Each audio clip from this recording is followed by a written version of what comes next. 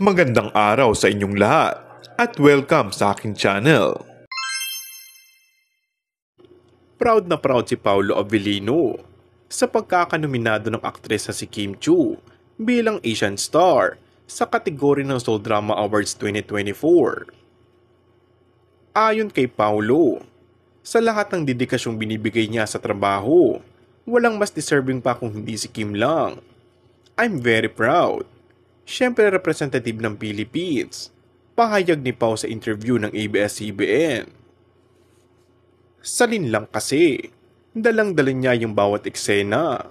Kasi parang yung mga viewers pagka nabore, sa bato mo yan o sa pag-atake mo sa scene, hindi magiging interesting ang bawat eksena.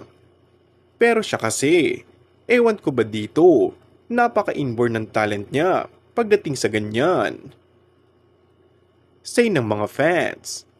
Naku, proud na proud naman si Paolo sa tinatamasang success ng kanyang rumored girlfriend na si Kim. Samantala, nagsimula ng online poll para sa Outstanding Asian Star ng Seoul International Drama Awards 2024. Exciting ang nagaganap na botohan dahil ilan sa mga naglalakiang Filipino celebrity ang nominado at naglalaban-laban para sa nasabing award. Hanggang July 14 pa pwedeng bumoto para sa Outstanding Asian Star. Mag-download lamang ng Idol Champ para makaboto. Sa September 25 naman magaganap ang awarding ceremony na dadaluhan ng mga naglalakiang Asian Stars.